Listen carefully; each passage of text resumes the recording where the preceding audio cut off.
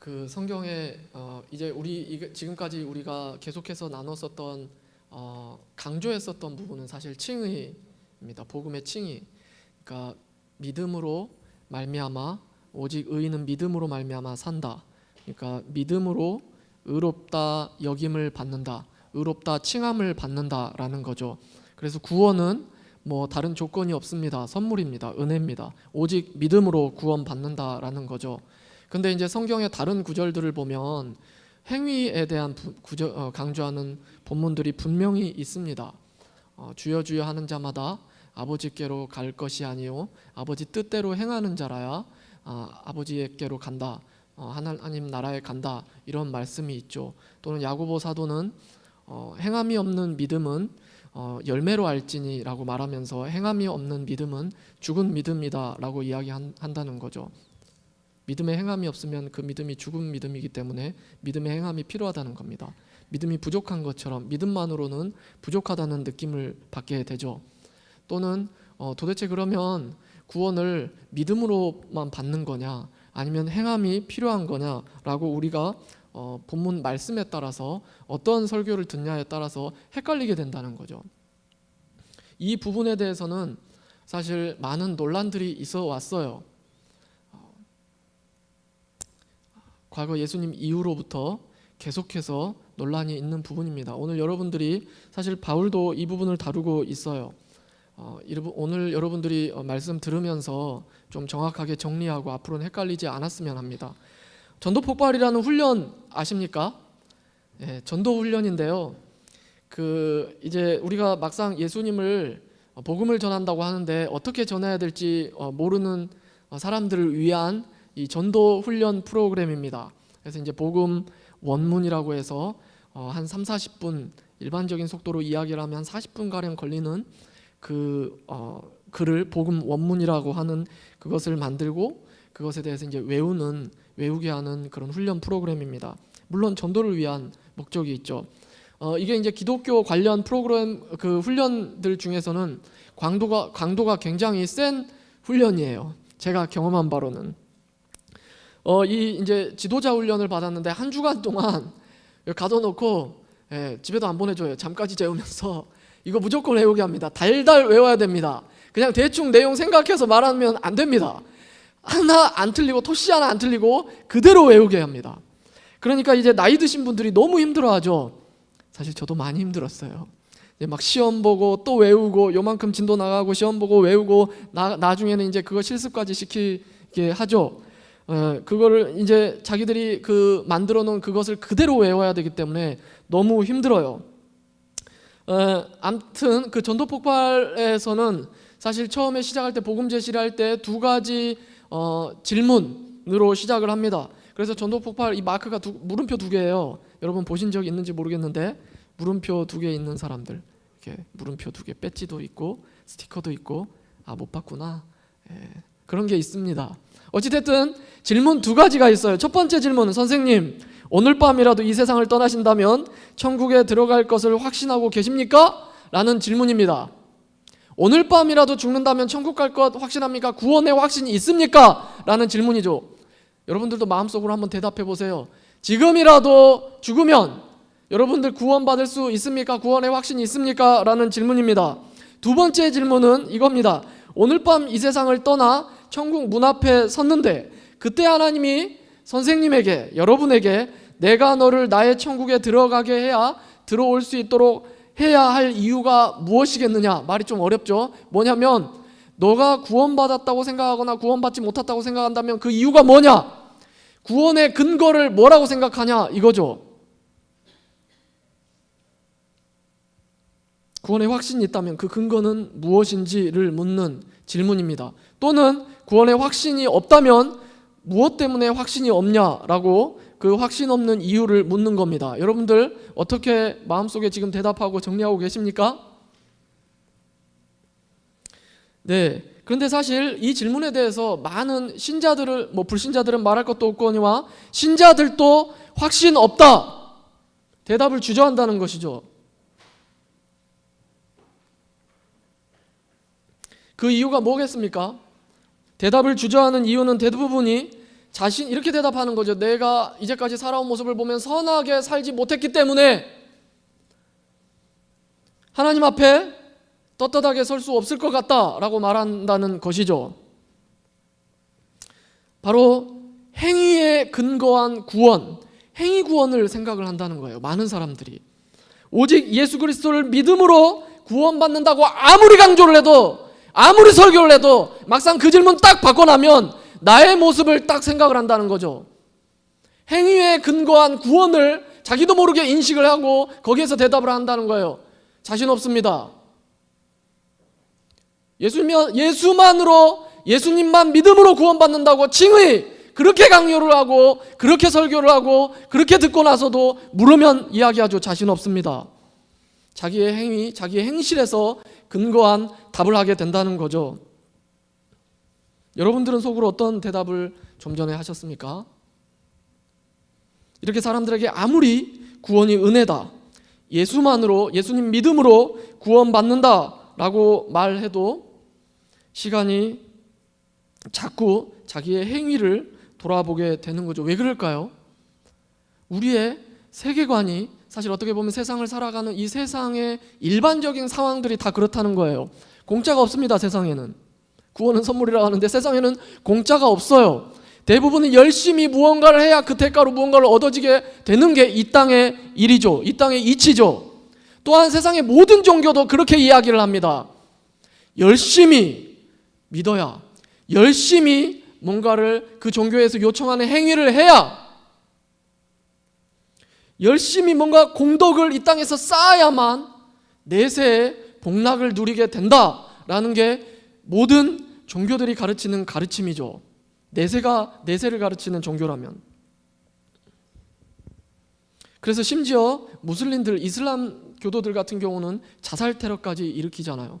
맹목적으로 죽는 거 아닙니다. 그들은 투철한 믿음이 있습니다. 내가 이렇게 해서 죽으면, 순교하면 자기는 내세에 죽은 이후에 낙원에서 그 축복을 받을 것이라는 확신이 있기 때문에 목숨 걸고 죽게 되는 겁니다. 그렇게 목숨 걸고 죽기까지 하는 거죠. 자기의 뭔가 행위로부터 내세에 받을 그 복을 기대하고 믿는다는 거죠. 이렇게 세상의 일반적인 생각들이 그러하다 보니까 구원을 내 행위가 아니라 오직 믿음, 오직 믿음으로, 예수를 믿음으로 은혜로 선물로 받게 된다는 그 복음, 이게 정말로 복음 아닙니까? 너무나도 귀한 복음이고 기쁜 소식일 수밖에 없음에도 불구하고 사람들이 그 이야기를 들었을 때 이 이야기를 옳게 받기 쉽지 않다는 거죠. 어려워한다는 거죠. 오해한다는 거죠. 이해하지를 못한다는 거예요. 예수님 믿음으로 된다고 이해하는 것 같았지만 막상 물었을 때 그게 확신이 없게 되는 거죠. 무의식 가운데, 세계관 가운데 일반적인 세상의 세계관이 자리 잡고 있기 때문에. 물론 사람들의 이런 오해는 끊임없이 이어져 왔어요. 오늘날의 어제 오늘만의 이야기가 아닙니다. 여러분, 바울 사도가 이토록 갈라디아서, 오늘 로마서뿐만 아니라 갈라디아서에서 이 칭의, 오직 의인은 믿음으로 말미암아 살리라, 오직 예수를 믿음으로 의롭다 여김을 받는다, 의롭다 칭함을 받는다는 칭의를 그렇게도 강조하는 이유가 무엇입니까? 그 당시에도 이러한 오해가 가득했다는 거예요. 특히 유대 율법주의자들, 예수 믿음으로만으로는 구원받지 못한다, 할례 내지는 율법의 행위가 있어야, 그게 뒤따라야 구원받는다 라고 가르쳤던 것이죠. 그렇게 생각했다는 것이죠. 그래서 사도 바울 그토록 그 행위구원과 행위구원론자들과 싸워야 됐었던 겁니다. 뿐만 아니라 우리가 잘 아는 종교개혁도 이것과의 싸움이었습니다. 로마 캐톨릭에 당시에 있었던 수많은 행위구원에 대한 요소들, 이 교리들을 반박하며 일어났었던 게 바로 종교개혁자들이죠. 성경은 그렇게 이야기하고 있지 않다. 오직 성경, 오직 말씀, 오직 은혜, 오직 예수 그리스도라고 성경은 이야기한다는 거죠. 구원에 있어서. 결국 사람들이 이 칭의의 복음에 대한 잘못된 이해, 오해들, 그것들 때문에 아무래도 이 전도 폭발 같은 전도 훈련의 이 초점은 칭의에 있습니다. 이 전포 훈련뿐만 아니라, 전도 폭발뿐만 아니라 기독 대학생 선교 단체 CCC 사형리만 봐도 사실 이 부분에 포커스가 맞춰져 있죠. 또한 우리 어린이 전도협회에서 나오는 글 없는 책, 복음 딱지, 복음 팔찌 이런 원리들도 다 대부분이 이 칭의의 관점에서 맞춰져 있습니다. 복음 제시를 칭의, 이것을 중점적으로 복음 제시하게 되어 있죠. 물론 사실 이 칭의가 정말로 강조되어야 할 복음 중에 복음 맞습니다. 그렇죠? 이것 빠지면 복음이 아니죠. 이게 강조되어야 될 거 확실하죠. 타락한 죄인이라서 우리에겐 아무 소망 없는 자들에게 예수 그리스도의 그 십자가 사건, 십자가 공로, 그것을 믿음으로 구원받는다는 칭의, 이것보다 더 복된 소식이 어디 있겠습니까? 그렇기 때문에 여기에 모두 강점을 두게 되죠. 중점을 두게 되죠. 그런데 여러분, 이 칭의에 계속해서 한국교회는 물론 전도들이 강조를 하다 보니까 마치 복음하면 이 칭의에서 끝 난 줄 안다는 거예요, 많은 성도들이. 그런데 여러분, 오늘 로마서, 물론 이거니와 성경은 복음이 칭의만 있다고 가르치지 않습니다. 절대 그렇지 않다는 거죠. 오해가 생겨나게 된 거죠. 성도들이 거룩한 행실, 성도다운 이 행위에 대한 부분이 오히려 약화되어 버립니다. 알러지 반응이 이렇게 되는 거죠. 행위하면 그거 아닌데 이렇게 나와 버리는 거죠. 그래서 다음과 같이 질문을 할 수 있다고 하는 겁니다. 그래서 지금 로마서에서 바울이 이야기합니다. 1절 말씀입니다. 1절 우리 한 목소리로 한번 읽어볼까요? 1절입니다. 시작. 그런즉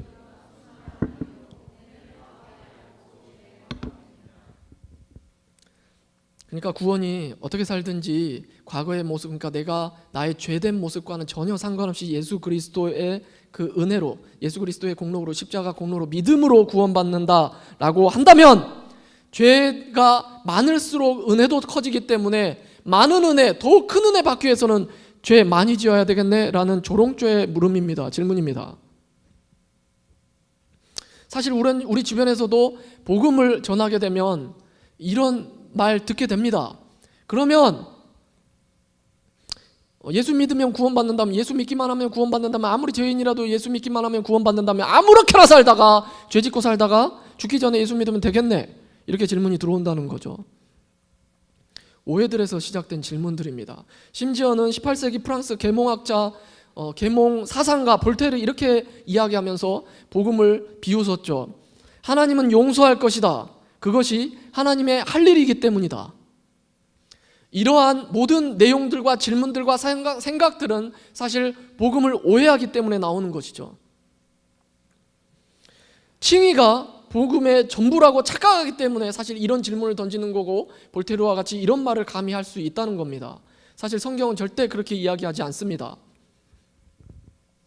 그래서 사도 바울이 바로 이렇게 질문을 던지고 자기 질문에 대한 답변을 이렇게 던지죠. 절대 그럴 수 없다. 이게 바로 2절입니다. 그럴 수 없느니라. 죄에 대하여 죽은 우리가 어찌 그 가운데서 살리요. 예수를 믿음으로 인해서 성도는 구원받지만, 그렇게 구원받는다고 해서 그 행위에 있어서 성도는 죄를 자유롭게 지어도 된다는 것은 절대 아니다라는 겁니다. 복음에는 믿음으로 의롭다 칭함을 받는다는 칭의의 측면이 있을 뿐만 아니라, 여러분, 복음에는 믿음으로 의롭다 여김을 받는다는 이 칭의의 측면만 있을 뿐만 아니라 거룩한 성도가 거룩한 행실, 거룩하게 살아가야 된다는 성화의 측면도 풍성하게 다루고 있다는 거예요. 그래서 바로 로마서 16장까지 있는데 오늘 드디어 6장, 물론 그 앞자에서도 살짝 나오죠. 사도 바울은 성화에 대한 이야기를 이제 다루게 되는 거죠. 앞으로 계속해서 다루게 될 겁니다. 오늘 본문도 그 이야기죠. 그렇다면 여러분, 우리가 성화에 대한 이야기, 거룩한 삶에 대해서 이야기를 나누기에 앞서 한 가지 질문 드리겠습니다. 여러분, 그러면 도대체 이 믿음이라는 게 무엇인데, 예수님께서는 사실 어떻게 보면 우리와 상관이 없는 것처럼 느껴집니다. 2000년 전에 죽으신 분이에요. 십자가에서. 지구 반대편에서 팔레스타인 지방에서 죽으신 분이에요. 근데 그분의 죽음이 도대체 믿음이라는 게 무엇이길래 우리가 그분을 믿는다고 해서 그분이 죽은 게 우리에게 영향을 준다는 말입니까? 그분이 죽었는데 왜 우리의 죄가 사해진다는 말입니까? 나비 효과인가요? 미안합니다. 여러분, 성경은 이것을 이렇게 이야기하고 있습니다. 예수께서 십자가 공로의 혜택을 성도가 받는 것, 예수 그리스도를 믿는다는 것은 다름이 아니라 성도가 예수 그리스도와 연합한다는 것을 의미한다는 거예요. 예수 그리스도를 믿는다는 사건에 일어나는, 우리들이 모르지만 일어나는 현상은 예수 그리스도의 연합이 동시에 일어나게 된다는 겁니다. 이게 구원에 있어서 가장 중요한 열쇠 중에 하나입니다. 우리가 구원 교리를 이해함에 있어서 그리스도와의 연합, 이거 절대로 우리가 잊어서는 안 되고 반드시 이해하고 기억해야 되는 사실이죠. 그리스도와의 연합, 우리가 예수를 믿을 때 우리에게 그리스도와의 연합이 일어나게 된다. 그래서 성경은 많은 부분에 있어서 그리스도를 믿음으로라는 표현과 함께, 또는 이 말 대신에 그리스도 안에, 그리스도와 합하여, 이런 용어들이 많이 쓰이죠. 이게 바로 연합을 의미하는 겁니다. 고린도후서 5장 17절, 우리 한번 형제들 한번 읽어볼까요? 시작. 그런즉 누구든지 그리스도 안에 있으면 새로운 피조물이라, 이전 것은 지나갔으니 보라 새 것이 되었도다. 누구든지 그리스도를 믿음으로 인하여가 아닙니다. 그리스도 안에 있으면입니다. 믿을 때 그리스도와의 연합이 일어난다는 것이죠. 연합이 일어나기에 새로운 피조물이 된다는 겁니다. 또한 로마서 8장 1절 이렇게 이야기합니다. 우리 자매들 한번 읽어볼까요? 시작. 그러므로, 그렇죠, 예수를 믿음으로 죄사함을 받는다고 이야기하지 않습니다. 예수 안에 있는 자, 예수를 믿을 때 우리가 그리스도와 연합하기 때문에, 그리스도 안에, 우리는 그리스도 안에, 그리스도는 우리 안에 일어나는 그리스도와 연합이 일어나기 때문에 우리에게 죄사함이 일어나고, 또한 우리가 새로운 피조물이 된다는 거 이야기하는 거죠. 그래서 예수님은 이것을 포도나무와 가지로 또 비유를 하십니다. 요한복음 15장 말씀인데요, 우리 한 목소리로 한번 읽어보겠습니다. 시작. 나는,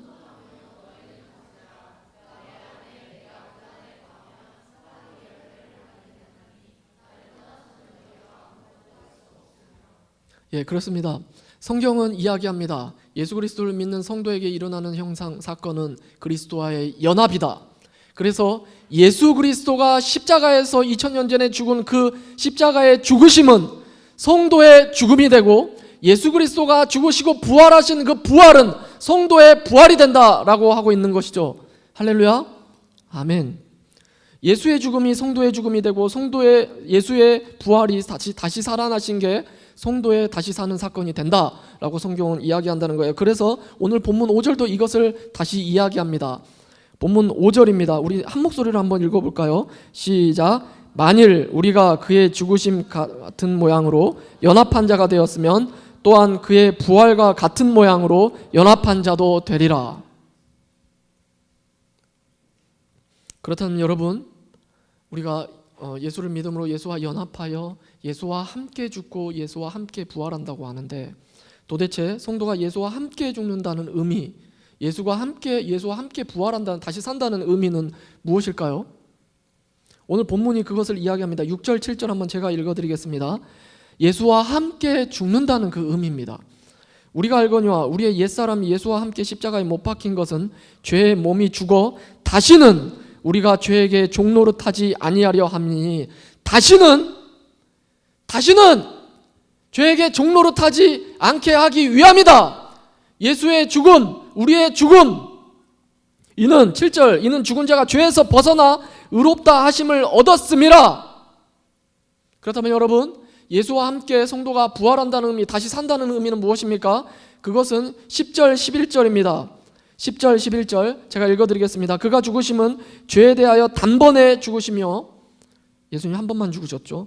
그가 살아계심은 하나님께 대하여 살아계심이니, 하나님께 대하여 살아계심입니다. 죄에 대한 죽음, 하나님께 대한 다시 삶입니다. 11절, 이와 같이 너희도 너희 자신을 죄에 대하여는 죽은 자요 그리스도 예수 안에서 하나님께 대하여는 살아있는 자로 여길지어다. 여러분, 성도가 예수와 함께 죽는다는 의미는 죄에 대해 죽는다는 거죠.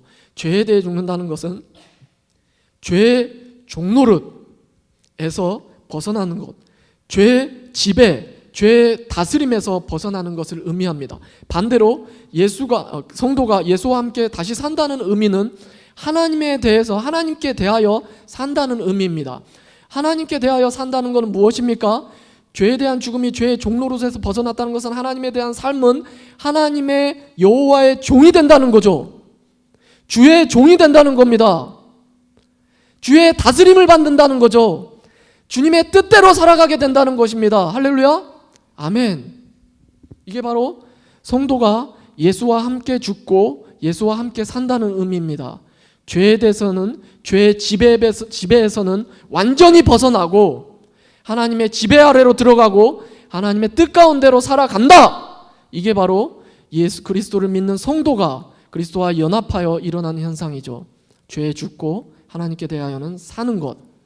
여러분, 근데 방금 바울의 어조 어떻습니까? 확정적 사실로 말하고 있다는 거예요. 지금 믿음으로 예수와 연합하는 성도는 죄에 대해 죽은 자로서 죄에 대해 더 이상 종노릇하지 않는다입니다. 또한 하나님 뜻대로 의롭게 행한다입니다. 확정적 사실로 못을 박았습니다.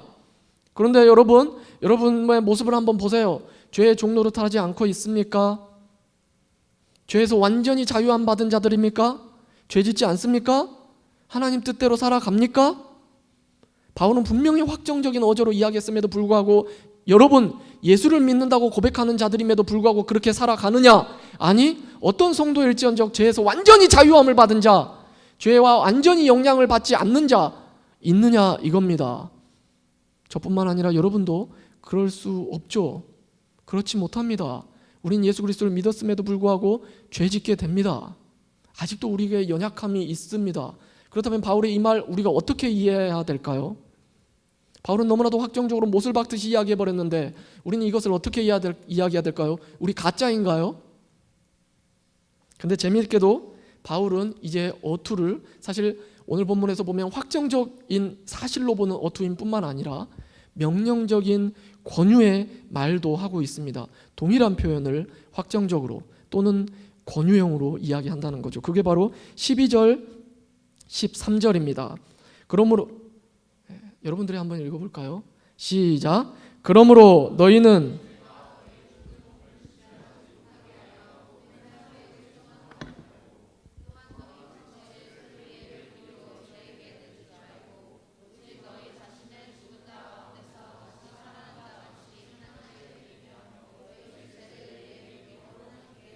하나님께 드리라 라고 명령적인 권유를 합니다. 여러분, 무슨 말입니까? 성도는 너희 몸을 그 불의의 도구, 불의한 도구로 쓰지 말고 의로운 도구로 사용하라. 그러니까 불의한 행위 하지 말고 의로운 행위를 하라 라고 이야기한다는 거죠. 이게 이렇게 이야기한다는 건 사실 당시에 예수 그리스도를 믿는, 지금 편지를 누구에게 씁니까? 로마 교회에 있는 성도들에게 쓰는 거예요. 예수님 믿는 자들에게 쓴다는 거예요. 근데 그들에게 이야기합니다. 너희들 불의한 행위 하지 말아라 라고 이야기한다는 거죠. 그들이 예수를 믿는 자들임에도 불구하고 죄가 있기 때문에 더 이상 죄 짓지 말아라 라고 이야기합니다. 좀 전까지만 해도 확정적인 사실로 성도는 죄 지을 수 없다 라고 못 박아 이야기한 바울이 이제는 이야기합니다. 여러분, 성도는 죄 짓지 말아야 합니다. 여러분, 이게 무엇을 의미할까요? 같은 내용을 왜 바울은 하나는 확정적인 사실로 하나는 명령적 권유형으로 이야기하는 걸까요?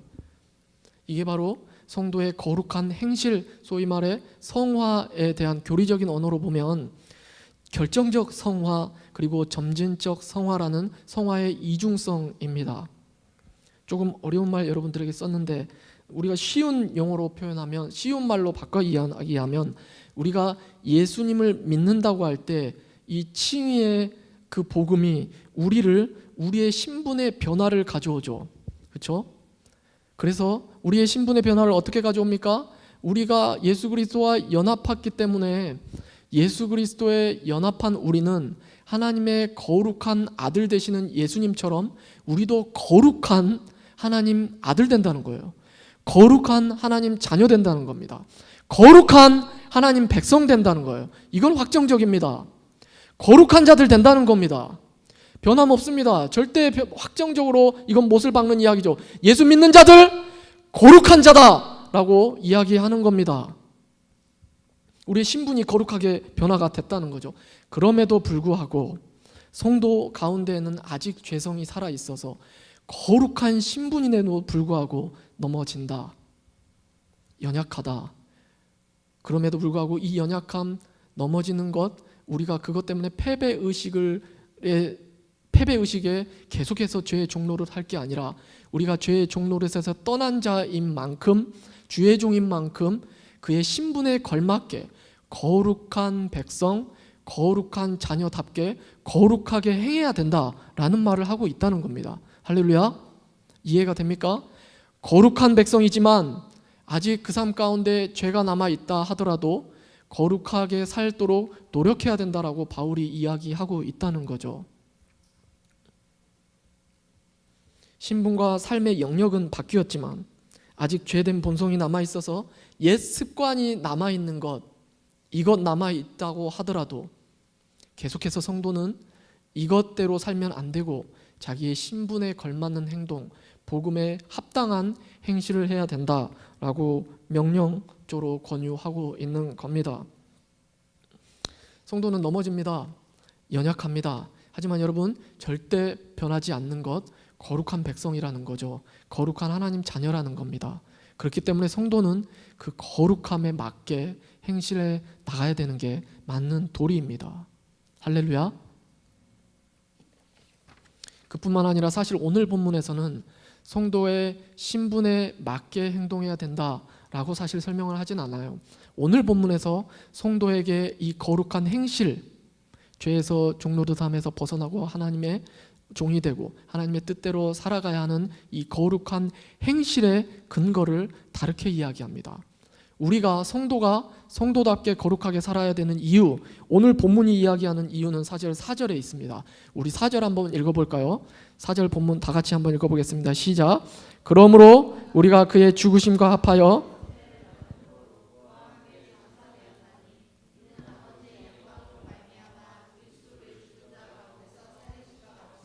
우리도 또한 새 생명 가운데서 행하게 하려 함이라. 우리가 새 생명 가운데서 행하게 하도록 하나님은 우리에게 새 생명을 주었다 이겁니다. 새 생명을 주고 우리를 거룩하게 구원하신 하나님은 우리를 그렇게 살아가게 하도록 구원하셨다라는 거죠. 에베소서에는 이것을 다르게 표현하고 있습니다. 이렇게 말합니다. 에베소서 2장 10절 우리 다시 한번 읽어볼까요? 시작. 우리는 그가 만드신 바라 선한 일을 위하여 지으심을 받은 자니 이 일은 하나님이 전에 예비하사 우리로 그 가운데서 행하게 하려 하심이니라. 할렐루야. 아멘. 우리가 바로 이것을 위해서 주님 뜻대로 살아가게 하기 위해서 주님 우리를 구원하셨다라는 거죠. 주님 우리를 그렇게 거룩한 백성 삼아 주셨다라는 겁니다. 할렐루야. 아멘. 그래서 성도는 거룩하게 살아가는 겁니다. 사실 성경은 여러분 절대 칭의에서 끝나지 않습니다. 믿음으로 의롭다 여김을 받았다, 믿음으로 구원받았다, 거기서 끝나는 게 아니라는 거예요. 성도는 성도다운 삶을 살아가야 한다. 이를 위해서 하나님이 성도를 구원했다, 은혜를 베풀었다라는 것이죠. 할렐루야. 이젠 여러분 대답할 수 있나요? 성경에 이야기하는 행위를 강조하는 본문, 왜 행위를 강조하는지, 그게 구원에 영향을 주기 때문에 행위를 강조하는 게 아니죠. 구원받은 자라면 그렇게 살아야 된다는 겁니다. 구원받은 자에게 그 열매가 나타난다는 겁니다. 예수를 믿는다고 하면서도 열매가 없는 자들, 주여 주여 한다면서도 그 삶의 행실이 열매가 나타나지 않는 자, 다시 되돌아보라는 것이죠. 주여 주여 하는 게 정말 믿음인지, 내세에 또한 그냥 그저 막연한 천국 가야지라는 게 아니라 정말로 예수 그리스도를 주님으로 나의 인생을 건 그 믿음인지 돌아보라는 것이죠. 우리가 그것을 위해서 창조된 거죠. 그렇기 때문에 성도가 하는 모든 거룩한 행실, 하나님 뜻대로 행하는 행실, 성도는 이 모든 성도의 행위와 일들 통해 하나님은 하나님 나라를 확장해 가는 겁니다. 성도가 하는 그 모든 거룩한 일들, 거룩한 행실들이 하나님께서 성도를 통해서 일하시는 방법이고 하나님께서 그렇게 하나님 나라를 확장해 간다는 거죠. 할렐루야. 그러니까 당연히 성도는 그 하나님의 일을 위해서 그렇게 살아가게 돼 있는 거죠. 여러분, 이 시간 찬양할까요? 복음을 가볍게 여기지 않았으면 좋겠습니다. 그 은혜에 감사함은 물론이거니와 우리가 거룩한 삶을 살기 위해서 구원받았다는 생각 절대 잊지 않았으면 좋겠습니다. 그리고 또한 그렇게 주님 뜻을 이루어 나가는데 쓰임받는 성도들, 주님 뜻을 이루어가는데 쓰임받는 모든 성도들 되시기를 소망하며 축복합니다. 아멘.